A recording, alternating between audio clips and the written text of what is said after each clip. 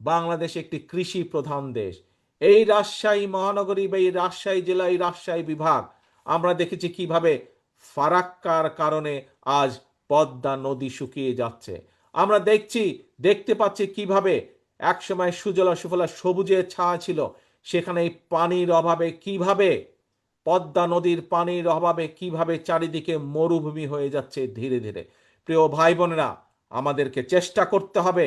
আমরা আন্তর্জাতিক আদালতে যাব দরকার হলে, আমরা জাতিসংঘে যাব দরকার হলে, আমাদের পানির হিস্যা বের করে নিয়ে আসতে হবে। আবার আমাদেরকে পদ্মা নদীতে পানির ব্যবস্থা করতে হবে। আমাদেরকে খালগুলো খনন করতে হবে, যাতে শুকনো মৌসুমে যদি আবার পানি নিয়ে আমরা পানির ব্যবস্থা করি এবং আবার যদি পানি নিয়ে তারা ঝামেলা করে, তাহলে যাতে আমাদের খালগুলো পানি ধরে রাখতে পারে আমাদের কৃষকদের জন্য, আমাদের মানুষের ব্যবহারের জন্য সার্বিকভাবে পানির ব্যবস্থা আমাদেরকে করতে হবে। কাজে প্রিয় ভাই বোনেরা, সামনে অনেক কাজ, সামনে অনেক চ্যালেঞ্জ। এই চ্যালেঞ্জগুলো আমাদেরকে নিতে হবে।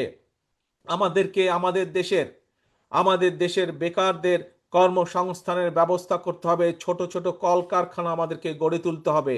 এই কলকারখানা গড়ে তোলার মাধ্যমে এই কলকারখানায় যেসব দ্রব্য উৎপাদিত হবে, সেগুলো একদিকে দেশের মানুষের ব্যবহারের জন্য, আবার একই সাথে আমাদেরকে বিদেশেও রফতানি করতে হবে প্রিয় ভাই বোনেরা।